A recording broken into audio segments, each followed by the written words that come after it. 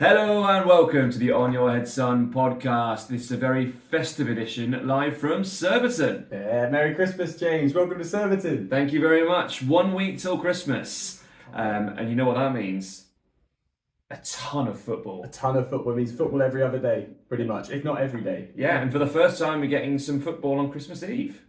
Are we? Yeah, we are. Exciting. Chelsea are playing against Wolves. Yeah. But we'll get to that. We will get to that. Don't excite me too much. That was, yeah. Dear oh dear. Yes, in the EPL we don't have a winter pausen. We maybe debate whether we should have that or not. But for the fans, it's bloody brilliant. It is. I love football over Christmas. This is probably my favourite time of year to watch football. But just going to a pub, a nice little winter pub, sitting inside and just watching football for hours and hours, evenings and evenings. Love it. And Prime, I love Prime. Yeah, it's good. With chestnuts roasting by the fire. And that, yeah, absolutely. But let's move on, and we will start with the very distressing and sad scenes that happened at Bournemouth, where Tom Lockyer collapsed in the middle of the game. Again, this was something that happened in the playoff final against Coventry. He had corrective surgery on his heart over the summer. But yes, happened again. Horrible to see. Really distressing. Fans coming together though was absolutely brilliant, I'd say. And I think the way all the Luton players handled and the Bournemouth players as well, really exemplary and good. Absolutely. Rob Edwards in tears. But the good note is that he was speaking by the time that he was walking down the tunnel. And stable. Stable. He's in hospital. But you've got to think that's probably the end of his footballing career. Yeah, I think so. Yeah, I think it would be horrible to actually see him almost play again. Really, for really sad. But really sad. So we'll move on. But it's just a reminder that football isn't everything. It really isn't everything. Even at Christmas. There is more to life than football. I agree. Okay. Well, moving on. One main theme of the weekend was the cards that were rouge, the red cards. The red cards. It was brilliant. It was brilliant. It was fire. It was passion. It was lovely. I absolutely love it. There was I think possibly my favourite ever red card, which we're not going to start on, but we will start with the most feisty of affairs. Brentford 1, Aston Villa 2. The end of the game turned into a bit of a... 1 point off top or 2 points off top? No, 2 points off top, sorry. Yes. Unbelievable. Aston Villa are still rolling and they can win away from home. That's all that matters. And Martinez, you're a god. You're an absolute god. Your shithousery is better than anyone's I've ever seen. Even better than Jens Lehmann's as a goalkeeper. You are an absolute genius. I think, Emi Martinez is the ultimate pantomime villain hero. Yeah. He is, if he's on your team, you absolutely love him. If you're watching a game and you're neutral, you absolutely love him. The only people that hate him are the people he's playing against. Yeah. But I love him. I think he's amazing. He's so funny. I think what he does for Aston Villa as well, just their whole kind of they're all quite not mellow people. Well, actually, no, they were not at all mellow. Actually, watch his games, but they're actually really feisty as hell. But he's kind of the leader of a pack. He's just an absolute nut job. Yeah. But knows exactly what he's doing all the time. He's just winding up the Neil Maupay completely took him away, and then obviously Camara came in and kind of lost his head a bit, but that's probably Emi Martinez's fault. Well, it is, but brilliant to see. It was just from Watkins celebration as well. Watkins comes across like a really nice guy, but there was, according to his interview, one guy that was giving him jip all game, and he just pointed out, looked at him, he's like, "What are you saying? How many goals were scored in 2023? Yeah, 21, I think it is. Yeah, it's 21. 25 wins in a calendar year for Aston Villa. It's a record for them. We absolutely love this. It's a great story. Title charge. Come on.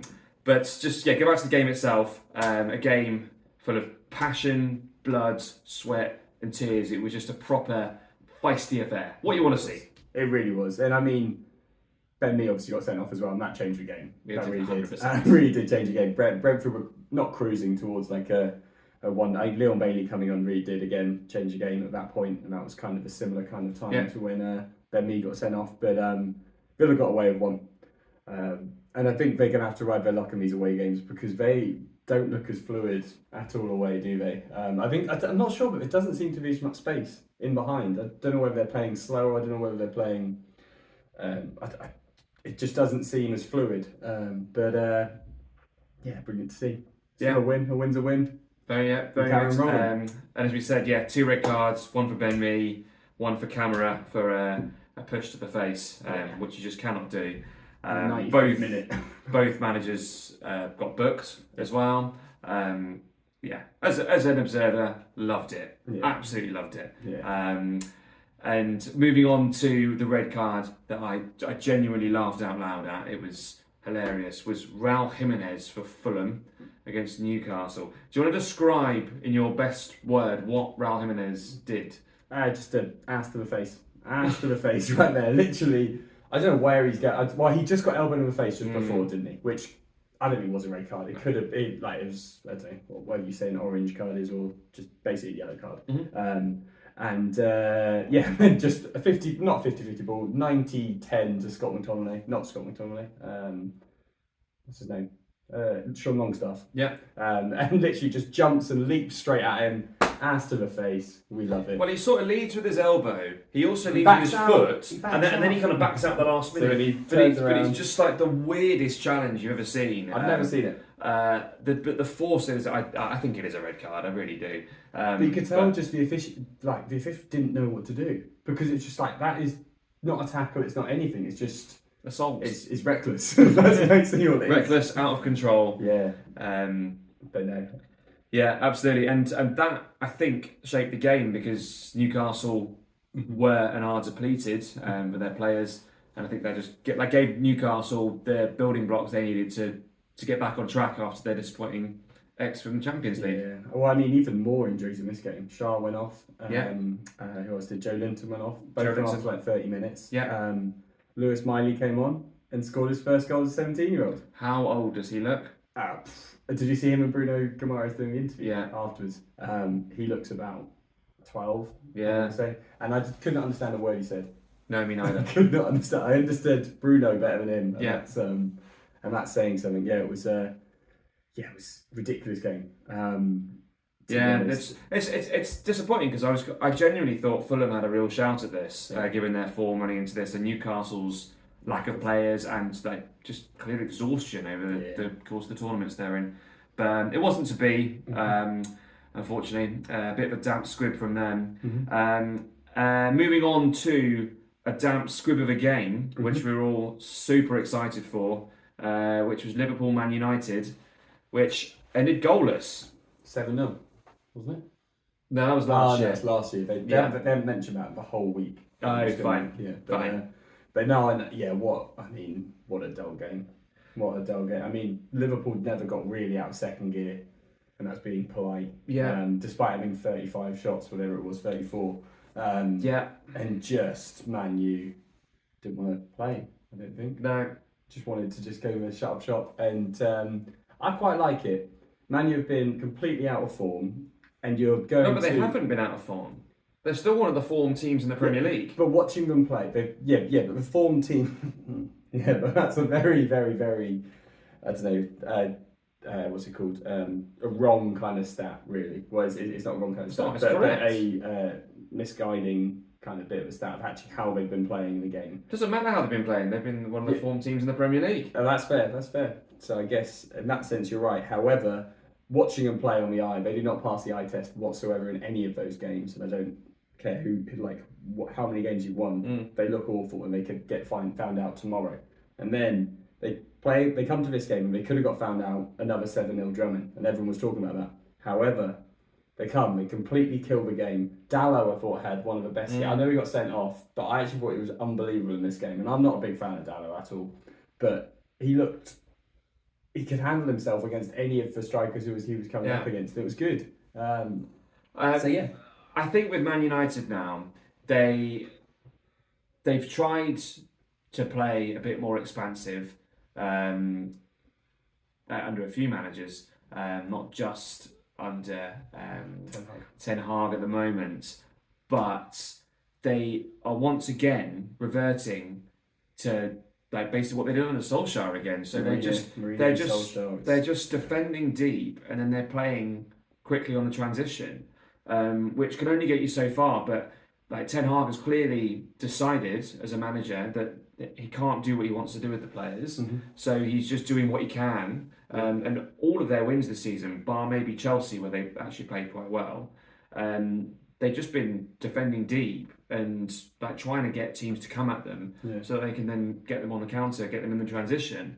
And to be fair, they had a couple of moments today that they could have won. And you think maybe if Bruno Fernandes was fit, maybe that final pass, I agree. Final shot might have actually gone in their favour. Garnacho had a couple of like half chances, you want to say, to like literally either play that final ball or to have a shot, and he just lingered on it way too long. And you'd say obviously Liverpool had way more chances and way more half chances and everything, but yeah, it would have been a perfect smash and grab, and I would have absolutely loved that, to be honest. I'm in a weird thing with Man U at the moment where I don't actually mind them. Yeah, that's never really happened before.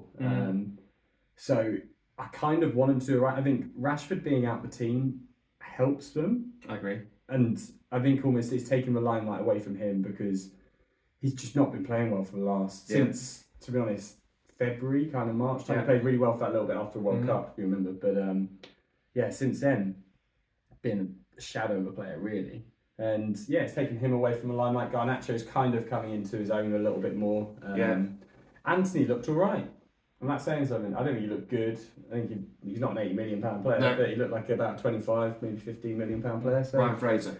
Yeah, that's fair. I mean, Saints big win as well. That's the main news. But no, I just want to quickly talk about Liverpool, and just I really enjoyed actually watching Trent Alexander-Arnold and his movement from right back into midfield and back when they were like in defensive to offensive shapes. It was really interesting, and like he had that shot from 25 yards, which would have been a lovely goal, which whistled past the post, and he appeared from like the left flank position to get. It was, I really enjoyed watching him. Liverpool as a whole, I don't think there's any sort of crisis there. I mean, they should have won the game. If the game happened 5 more times, they would have won. They didn't create any really clear chances, but you would have expected one of them to have gone in. Yeah, at least. I think so. I think. But according to the XG, 2.66, you'd expect over 2 goals. Yeah. I think that's fair. But it's over 34 shots now, so yeah, that's fair. That's the difficulty with expected goals. It's not obviously the quality, like it is a quality of chance, but if you're going to have that many, like ones at 0.2, 0.1, then obviously it's not necessarily going to always work out for you. But Liverpool just looks stale, I'd say. But I think, and also Gary Neville was obviously saying a lot in the commentary that it was the worst atmosphere he's ever seen at Liverpool, which for a Liverpool Man U game, which is a little bit strange. But I guess it's almost, and actually it kind of ties into kind of what Van Dijk said after the game, where it's actually like we just came in expected to win, and it's not an arrogance kind of thing. They're just a 10 times better team than Man U. They don't really see that as a threat. They look like Man U haven't scored at Anfield for 5 years. That's funny. That's awful, isn't it? That's literally, funny. That is funny. Before we move on to the next game, Andy from another country, from Swansea again, has a question for us. So take it away, Andy. Yeah, take it away. Hello, and I'm back for another question. Here it is. Darwin Núñez, is he a good enough number 9 to win you the league? Or is he a number 9? Because I don't see it. He misses sitters, yes, scores the occasional screamer, but has a go at the ref, elbows Johnny Evans, kicks the ball away. That's the real guy. He just seems irrational, just weird, pacey. It's hard to make your mind up about him, but I don't think he's number 9, consistent enough to win you the league. Please discuss.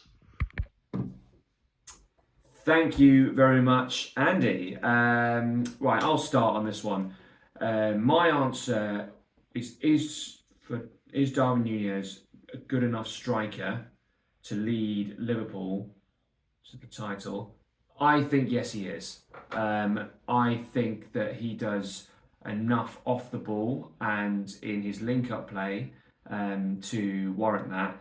And what you've got to remember is that for years and years and years, like Klopp has invented this role for Mo Salah, where he is the goal scorer, not Bobby Firmino. Like no one was speaking about Bobby Firmino not scoring goals 5 years ago because he was the one that was making the space for other people. The difference with Darwin Núñez is he's actually getting into really good positions to shoot, and he's not always scoring. But overall, I think yes, he's a really, really good asset to the team, and I think that you Reds should be happy with him. No, Aston Villa are going to win the league. Easy. So if Ollie Watkins was leading the line, Liverpool, would they be? They'd be well ahead. They wouldn't have lost the game. Are you joking? Him and Leon Bailey. I tell you what, scrap Salah, get Leon Bailey and Moussa Diaby, and I'm rotating every game. Right, moving on. How do we think that Diaby and Leon Bailey would fit in at Man City? Oh, they'd be absolutely. I mean, they wouldn't have drew against Crystal Palace, that's for sure. Well, yeah, because they did. They drew 2-2. Yeah. Man City 2, Crystal Palace 2. It looked like a canter. Yes. Man City had all of the ball, all of the play, all of the chances, albeit a lot of them half chances. Yeah. Went into a 2-0 lead, looked completely comfortable. But what happened next? Voila. What happened was, I can't remember the first goal. Who scored the first goal? Mateta. Yeah, basically. Hakuna Mateta. What a wonderful phrase. Hakuna Mateta. There ain't no passing phrase, that's what I know. But no, it was just brilliant. It just suddenly switched that game. Just his goal, and then after that, Palace then created 2 more. I mean, Hodgson's smile at the end of the game is possibly the happiest I've ever seen a manager. It was so cute. You had Pep obviously there, hands on his head and everything. I think Gvardiol has been a really good player, but he's very suspect as a left back because he's got no pace at all. And watching him play, I think that's where the hole is every time. And actually, this game they got actually down the right, so it kind of disproves what I said there. But just thinking there, but every time there's just so much space down that left-hand side, it seems like, against Man City. I think they were stronger with Ake at left back. I agree, but Ake played centre back in this game, didn't he? He did, yeah. Gvardiol played left back. No, I completely agree. I think Ake is more of a left back than Gvardiol. Gvardiol's a centre back for me, and I just don't. He just looks a bit out of place there. City, we've spoken about them so many times in this pod, but they just don't. They're just not clicking. They're not clicking. I think that there's an element of they won the treble last year, and how much drive and desire is there individually at the moment. For the new players, you see it. Doku comes in, and Doku's giving absolutely everything. Whereas for the other players, I mean, we're not suggesting here that the Man City players aren't trying their best, but there's just that extra desire. It's a different level. They're just not quite so relentless as they were last year. And who knows, maybe them falling this far down will then inspire them to crack on. De Bruyne is back in training today, which is, again, I know that that's a bit of a silly thing to say. It's if De Bruyne then comes back, they're not going to go on a 20-game winning streak.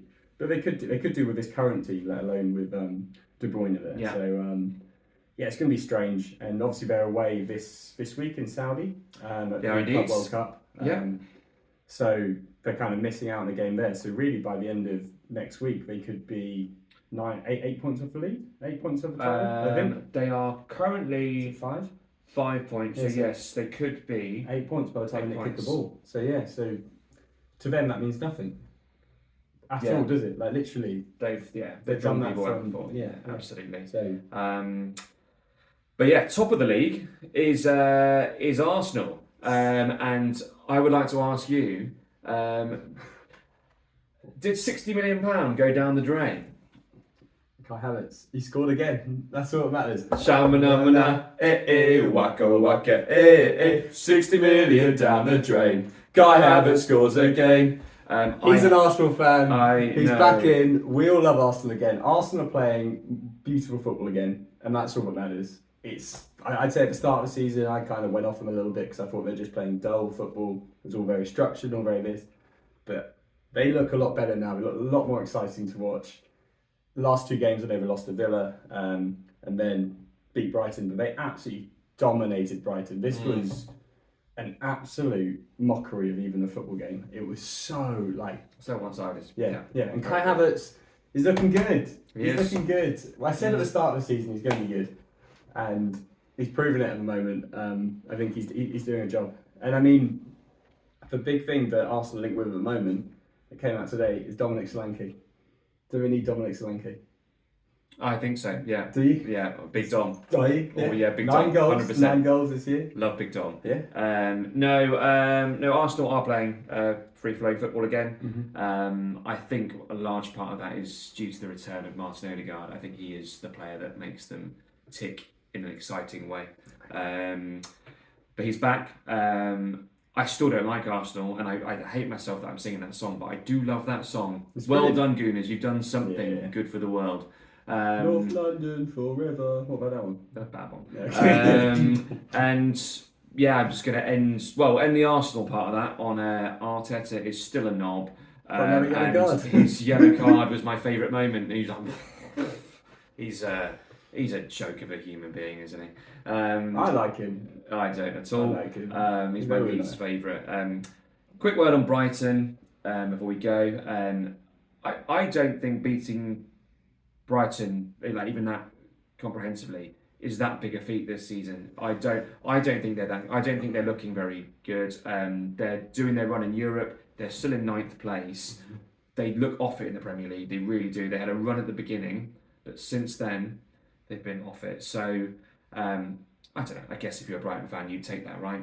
We said this at the start of the season. It's like well, not the start of the season. Yeah. About when was it? 2 weeks ago. We said Brighton just look completely off the pace. Every game they play in, everything is so slow. Yeah. And it's they were reliant on Mateta for his first 5-6 games. I think they won all 6 or something, or 6 out of 7. They beat Man U in that amazing game. That's the last good performance I think I saw from Brighton this season. Yeah. Bar like Ajax in the Europa League and stuff. But yeah, it just looks dull, I'd say. And that's what it is. I think teams have somewhat found them out. They have got a lengthy injury list as Yeah. well, Yeah. but they just don't. I think they seem to be focused on Europe, and I think And that's fair. I think the Zerbi would probably admit that as well, and I think I mean, fair play to them. they could win it. They could very easily win Europa League this year. They've got the team, the squad to be able to do it, and also De Zerbi is obviously a very good manager. Yeah. He's obviously linked with Man U and Man City at the moment. So who knows? Hopefully they get better than Prem, because they are a bit of a dull watch, I'd say. Yeah. I agree. Right, we've got 4 games to go, but should we do a little lockdown drinks break? Remember the drinks break? Oh yeah, lockdown drinks. They were good, weren't they? Yeah. When you're 60 minutes in, it's too hot because it's July and August. Yeah. You're like, oh, I need a drinks break. Yeah. So we're going to have one, and we've got a lovely Pinot Grigio. I heart Pinot Grigio. I heart Corner Pinot shop Grigio. next Top door. notch. Here you go, mate. Thank you very much. Hope you Cheers. enjoy. Cheers. Hope you guys enjoy some nice Pinot Grigio over Christmas. Exactly, yeah. Or whatever you like, whatever your tipple. Any mulled wine. Yeah. And actually, Not you don't even need to big drink alcohol. No. You can drink water, because that's actually better for you, as Cristiano Ronaldo says. No coca. No coca. No coca. Solo agua. Solo agua. Cheers. Cheers. James. Merry Christmas. Merry Christmas. Merry Christmas to you all. Yeah. Right, next one. We have Burnley versus Everton, which Everton won 2-0 to extend their winning run to 4 in a row without conceding. Wow. No conceding. Not conceding in that run. Absolutely Insane. brilliant. Love that. I think did Andy want to say something about Everton? Andy did want to say something about Everton. So Take it away, Andy. Take it away, Andy. Hello, you're on your Head Son podcast. It's Andy Barnett. I can't be there because once again I'm not in England, but I'm going to keep it short and sweet for a little roundup. Of course, I'm going to talk about one man, Sean Dyche, the man who deserves the England job. Let's be honest. I mean, 4 wins in a row, conceded none in those games. I think he scored about 8 or 9. Oh, and the points deduction is gone. Everton get relegated. Have a day off, son. Okay, thank you very much, Andy. And I'm only saying that because he's not here in the flesh, but I'm starting to agree with Andy about Sean Dyche and his management ability. I think that he is a shout for manager of the season so far. You're saying that after a win against Burnley. I'm saying after 4 wins in a row, that's fair. and all the turmoil they've gone through. Yeah, off the no, I pitch. agree. They are on He's steady, 16 points. They are now 7 points clear of the relegation zone again. Yeah. Yep, 7 points clear. they would be on 26 points. They'd be in 9th or 10th place. For a team with not much budget, they've strengthened through a couple of shrewd signings in the summer. I think he's done a brilliant job. I mean, you can't argue that. I wouldn't say he's been manager of the season. I think there's one obvious candidate. Who's that? Unai Emery, everyone. Okay. I mean, come on. But no, I mean, definitely. I mean, Sean Dyche's done an absolutely unbelievable job, and I think, like you said, steadying the ship has been key to what they do. Yeah. I mean, you can't argue with anything that you said there. Yeah. You said, I mean, Dwight McNeil's been really good these last 4 or 5 games. So he's scored 3 out of 4, maybe assisted 2 of these goals. I think. He's looking really good and completely reinvigorated, which is good fun. I mean, Doucouré's been their player of the season without a shadow of a doubt. They're actually exciting to watch as well because it's a different kind of style of football. Exactly. I think last year I was reading something and people were doing a comparison. It was on The Athletic, and the journalist, I can't remember who it was doing a comparison of like long ball style to like short passing styles. And about 5 to 10 years ago, there was a real mix of different teams. Whereas last year, every single team, bar Brentford, who they played like mid-level passes, there wasn't even long ball style. Apart from Brentford, played on the floor, short passing. I mean, we saw that at Southampton last year, and we were garbage at it. Really, really poor. But no, it's nice to see a different brand of football under Everton. So, great. Completely agree with that. Great to them. Word on Burnley is what are they still doing? What is their tactics? What are they actually trying to do, and how? Well, okay, so actually, in the interview that Company gave after the game on Match of the Day, and the same thing every yeah, week. I know, but so I maybe this is the first time I've heard him say that. He said basically that between the boxes they were a good team, but in the key moments in both boxes they weren't good enough, and that's where they lost the game. That brings back memories to Southampton last year. We played some gorgeous football between the boxes last year. But we didn't. Last year? Yeah, we did. We did. We played. I don't know why my voice went really high. That's normally a sign that you're lying. Yeah, I know. Well done, James. We really did play nice football last year. We did at times. We played some really good football, but the quality up front and in defence and in goal for Southampton last year and Burnley this year, it's lacking. I mean, like what he said as well, and that was he called his own team naive, and he's called that almost every single game as well. Yeah. It's just gone like, our team's very naive. They're learning every week, but you can't really learn. You can't really learn on the job so much. Yeah, I'd say. And well, so do you think that this is these are his signings that they brought in this year, or do you think it's the new owner's signings and he's being told to coach them in this way to increase their value? No, I wouldn't say that. Well, I don't know whose value he's increased. Kolyosho? Sander Berg is almost reduced, I'd say. Maybe. Yeah. James Trafford. Well, you wrote here he's young. He is young. He's very young. He's 21. It's the same age as when Shay Given started out in the Premier League. That's what I found out. So might be the next Shay Given. Who knows? Who we've had on the podcast, obviously. Shay Given. So, Johnny Dixon, Shay Given.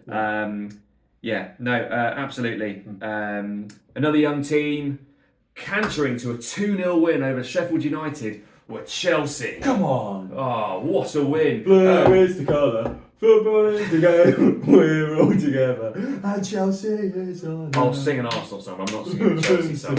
Chelsea. Oh, that's a good song, actually. Chelsea.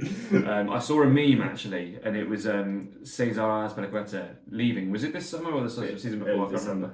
This summer, and it was like... I'm going to cry because I just remember the first time I heard it, that beautiful, beautiful sound. Chelsea. My word. The best thing about Chelsea, actually, is the song they come on to every game. Yeah. Chelsea! Again, so we're talking like memes here, but No, have you seen that where the meme where it's like Chelsea fans on their way to watch another, like, 90 minutes of disappointing.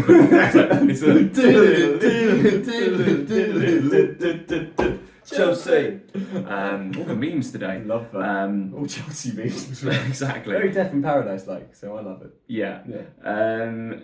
The commentators in this game once again were raving about a certain Raheem Sterling. Raheem Sterling's very good, isn't he, against Burnley, Luton, and Sheffield United? That's the 3 times that he's got. Man City. Oh yeah, no, he did play. He played really well. That was against Kyle Walker. Yeah, he completely tore him to shreds. But other games, his kudos has been against the promoted teams, and yeah, he's a better Nathan Redmond, isn't he? No, a lot better than Nathan Redmond. I mean, yeah, I don't want to go, but he actually played for Burnley yesterday. Raheem Sterling. I mean, like, he looks really good against poor players, but you put him against a decent player, except for Kyle Walker in that game because he was so up for it. He looks average. Agreed. But I mean, the big thing as well in this game was the switch for Pochettino. He hasn't got much credit this year. Well, actually, he's got a lot leeway this year. The switch he made at half time where he put Cole Palmer in the number 10 position, and Chelsea then changed to actually creating a lot of chances in the first half. I don't think they created anything. Second half, well, after they moved him there, he's their most creative player. He's been their best player, I'd say. So yeah. Would you say right now that Man City would regret selling Cole Palmer? Not a chance. No, not a chance. I think Phil Foden would regret leaving. Phil Foden.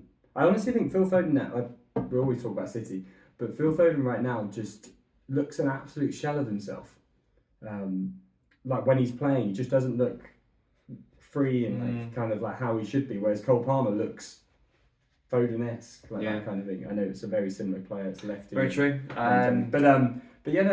Chelsea looked good, but again, it's against Sheffield United, so who gives a shit? Yeah, absolutely.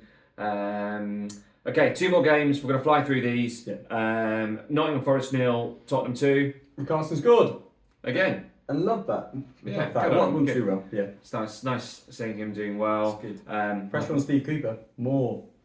I wouldn't say more pressure after losing 2-0 to Tottenham, but they've lost like 5. 5 out of 6 or something as well. For sure.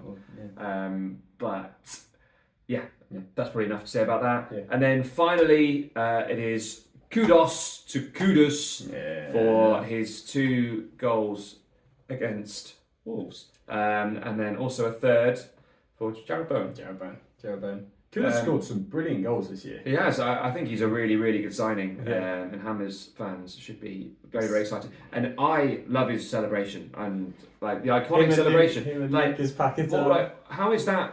How is he like?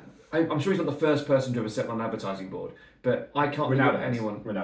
Ronaldo's done that. But to make it, but it's like his celebration. Oh, he's done it. That's fine. It's his iconic celebration. He's just sitting on an advertising board and doing this. No, it's good. Well, it's just then Pakistan comes up next to him. They're just smiling. They have a little kiss. Yeah, exactly. Not quite, but. I absolutely love it. I think he's a really exciting player to watch. Yeah, and I mean he plays kind of that on the right or the number 10 position, and each time he looks really good whenever you sort of watch him. I think Bowen particularly has made himself unbelievable as just a striker. He's really actually holding himself there. And they're a decent team. I mean, big hole, as we've said 100 times, is Soufal. Soufal, what you doing? How was that not a red card? I don't know how. And then also he gets a later yellow for a stupid challenge as well. And it's just like, I feel sorry for Wolves because got a soft spot for them, and they've had so many bad decisions this year. And this one, it wasn't really talked about because they lost 3-0. If it was 1-0, they've been talked about a lot more. But what the fuck is he doing? Like, Soufal's an idiot. Like, honestly, if I were in January, I'd get rid of him and sign any other right back, particularly Kyle Walker. Genuinely. Don't suggest that. Don't put that into the universe. No, but like, it annoys me because I think West Ham's actually a fun team to watch. But I watch their right back, and it's just a hole. It's just I agree. So you heard it here first. Kyle Walker-Peters is not. No, it's not. No, get a Leicester right back. I can't remember his name, but he looks good. So get him. Absolutely. Well, that brings our wrap up of the weekend's games to a close. And seeing as it's Christmas, what do you like doing at Christmas? Well, I like doing Christmas. I love a Christmas Eve run to the shops and doing all my Christmas Eve shopping there, and then going to the Westgate in Winchester, playing some board games and playing some pool. Board games. You talk We're talking about games. We're talking about Jaleel. Sorry, Jaleel. Jaleel is a man that brought us board games when we were on holiday once. Yeah, that's it. Sorry, a long time. That's a very, very personal reference. So what if Jaleel was to walk into the room right now? What game would you like him to bring in? Oh, what game? Good question. Prediction! Come on! You didn't get that at all. It was like Twister, Monopoly Deal. I don't know. What are we going for it? I was like, yeah, for predictions. Oh, I thought you were on board with what I was doing then, but not at all. Brothers. Right, come in, Jaleel. Damn it. He's still away. He's snoozing. Classic Jaleel. Island time. What a Island man. time. Right, so we've got 9 games this week because Man City are at the Club World Cup. So no game for Man City, no game for Brentford. So the games that we have are Crystal Palace versus Brighton. Eagles beat Seagulls. Eagles eat Seagulls. Eagles eat Seagulls. Seagulls beat. 3-1. Aston Villa versus Sheffield United. 5-1. West Ham versus Man United. 2-0. Tottenham versus Everton. Nottingham Forest versus Bournemouth. Fulham versus Burnley, 8-0. Luton Town versus Newcastle. Liverpool versus Arsenal. That's a good one. When's that? 5:30 on Saturday. I'll be just home from Cornwall at that point. Oh, that's good. We'll go to the pub and watch that. Yeah. And then the Christmas Eve special, the Wolverhampton Wanderers. Is it an evening? Against Chelsea at 1 o'clock in the afternoon. You'd be pissed off as a player, wouldn't you? Yeah. Christmas Eve. Particularly against Chelsea or Wolves. Anywho, so we're down to our last 3 teams each for prediction. So you'd think we'd be scraping the barrel, but we've kept some good teams in here. So Andy, would you like to just quickly jump in with your prediction? And my predictions for next week, I'm going to go for Newcastle to win away 4-1 at Luton. Come on, let's go. Yas, Geordies, yas. What do they say? Way man, up the tin. Way. See ya. Good man. And I am going to do exactly the same. I'm going to pick Newcastle for a 2-0 win over Luton. And how about you, Matt? I've got Aston Villa. I still haven't used them. 5-1 against, I think it's Sheffield, is it? Sheffield? Yeah, 5-1 against Sheffield at home. Yeah, I think that's fair enough. I think, I still don't concede. Do you think that Sheffield United will score? Ollie McBurney. It would be like 5-0 and then last minute Emi Martinez would just go and get sent off or something like that. Yeah. Love that. Yeah. Brilliant. Well, we will be having another podcast. Don't know it'll be in time for Christmas. We shall see. Maybe do it on a Saturday night after we'll do a special one after the Arsenal Liverpool game. Something like that. Possibly. Yeah. We shall see. Depends what we do. But we'll definitely get one out before Boxing Day. So if we don't see you before, have the merriest of Christmases and enjoy yourself. And whilst you're having your Christmas, just always have in the back of your mind that it's on your head, son. Not off your head. Son. Yeah.